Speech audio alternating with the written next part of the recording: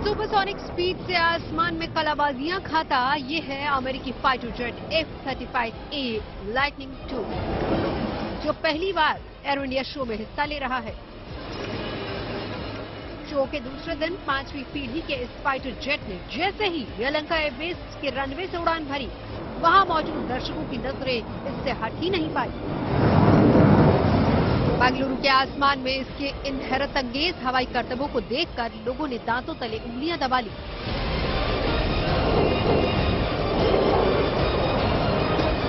तूफानी रफ्तार और रडार को चकमा देने में माहिर ये लड़ाकू विमान यूएस एयरफोर्स के बेड़े का सबसे अहम फाइटर जेट है, जिससे पार पाना दुश्मनों के लिए नामुमकिन है।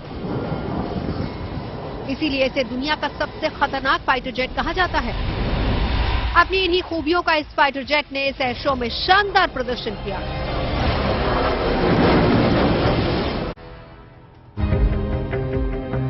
इन दिनों नागपुर की एक आर्ट गैलरी में खास तरह की पेंटिंग एग्जीबिशन चल रही है। इस एग्जीबिशन में प्रधानमंत्री नरेंद्र मोदी के जीवन और दर्शन से जुड़ी पेंटिंग्स को प्रदर्शित किया गया है। मोदी @20 नाम की इस प्रदर्शनी का आयोजन सर्वदा आर्ट गैलरी की ओर से किया गया है, जहां देश के अलग अलग हिस्सों से कलाकारों ने मोदी पर बनाई गई अपनी अपनी पेंटिंग्स पेश की है। इस आर्ट गैलरी में मोदी के अलग अलग रूप में पेंटिंग बनाई और दिखाई गई है और उन्हें विश्व गुरु से लेकर हर रूप में दर्शाने की कोशिश की गई है। नरेंद्र मोदी का जीवन और दर्शन के ऊपर सारे भारत का आर्टिस्ट लोग अपना कैनवास में अपना जो सोच है उसको दिखा रहा है। इस अनोखी पेंटिंग एग्जीबिशन को लेकर लोगों में भी उत्साह है और कलाकारों को प्रोत्साहन देने के लिए बड़ी संख्या में लोग वहां प्रदर्शनी देखने पहुंच रहे हैं। दिल्ली की राहों को ट्यूलिप के फूलों से गुलजार करने की पहल एनडीएमसी ने की है। इसके लिए एनडीएमसी ने मंगलवार को ट्यूलिप फेस्टिवल की शुरुआत की। इस फेस्टिवल के लिए एनडीएमसी ने करीब 1.25 लाख ट्यूलिप नीदरलैंड से मंगवाए हैं और उसे दिल्ली के शांति पथ इलाके में सड़क के दोनों तरफ लगाया गया है। ट्यूलिप को फूलों की खूबसूरत प्रजाति माना जाता है और देश में ये बामुश्किल से उपलब्ध होता है। ऐसे में दिल्ली की सड़कों के किनारे पर लगे ट्यूलिप गार्डन लोगों को काफी आकर्षित कर रहे हैं। मेरा तो यहाँ से रोज का आना जाना है, तो मैं डेली यहाँ से निकलती हूँ, तो मुझे बहुत अच्छा लगता है यहाँ पर। जिस तरह से एनडीएमसी ने डेवलप किया है ये बहुत ही अप्रिशिएबल है। यहाँ बहुत अच्छा लग रहा है, यहाँ बहुत सुंदर फूल हुए हैं, कश्मीर की याद आ गई यहाँ सच पूछो तो।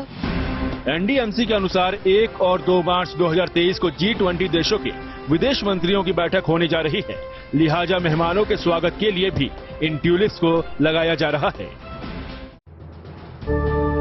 कुछ कर गुजरने का जज्बा लिए ये छात्र बिहार के गोपालगंज के हैं, जहां पॉलिटेक्निक छात्रों ने अपनी प्रतिभा और मेहनत के दम पर ये स्टॉल लगाया है। इस प्रदर्शनी में सिविल के छात्रों ने भूकंप रोधी भवन का मॉडल तैयार किया है, जो बाढ़ और बारिश की मार भी आसानी से झेल सकती है। इसके साथ ही बिजली के लिए छत पर ही सोलर लगाने की भी सुविधा मौजूद है। हम लोगों ने ये घर इस तरीके से बनाया है कि इसके अंदर बहुत सारे पार्ट्स लगे हुए हैं। इसमें मतलब ये अर्थक्वेक या फिर रेनफॉल जहाँ पे बहुत ज्यादा होती है वहाँ पे इसको यूज कर सकते हैं। अर्थक्वेक में ये होता है कि बहुत सारे जब भी हमारा लोड पड़ेगा ना सर, जैसे कि अर्थक्वेक आता है, भूकंप आती है, तो इसमें सारे लोड छोटे छोटे पार्ट्स पे डिवाइड हो जाएंगी और उससे हमारा घर जल्दी टूट के गिरेगा नहीं, बहुत देर तक टिकेगा। पॉलिटेक्निक छात्रों की ओर से लगाए गए इस प्रदर्शनी में इलेक्ट्रिक साइकिल लोगों को खूब पसंद आ रही है। इलेक्ट्रिक विभाग के 5 छात्रों ने अपनी मेहनत और लगन से इलेक्ट्रिक साइकिल तैयार की है। सबसे खास बात तो ये है कि ये साइकिल अपनी रफ्तार से ही बैटरी को चार्ज करेगी। पुलिस को चकमा देकर फरार होने वाले अपराधियों की अब खैर नहीं, क्योंकि दिल्ली पुलिस एयरपोर्ट पर लगे सीसीटीवी कैमरों में फेस रिकॉग्निशन सॉफ्टवेयर का इस्तेमाल करने जा रही है। सेफ सिटी प्रोजेक्ट के तहत इस्तेमाल की जा रही ये तकनीक अपराधियों को सलाखों के पीछे डालने के लिए मददगार साबित होने वाली है। इंदिरा गांधी इंटरनेशनल एयरपोर्ट पर फेस रिकॉग्निशन सॉफ्टवेयर से लैस कैमरों को एंट्री और एग्जिट पॉइंट पर लगाया जाएगा।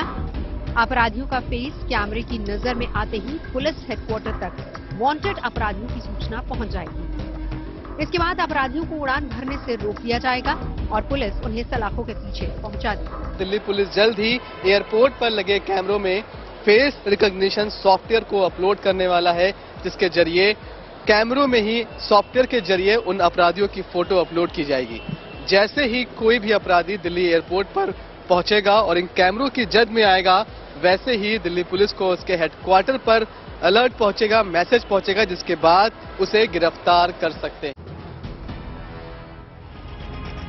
कहीं बच्चों को बचाया जा रहा है, कहीं बुजुर्गों को, तो कहीं महिलाओं और पुरुषों को।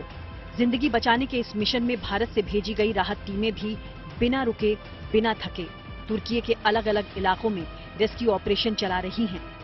एनडीआरएफ की urban search and rescue 3 team यहाँ पर 2 प्रोविंसेस में डिप्लॉयड है।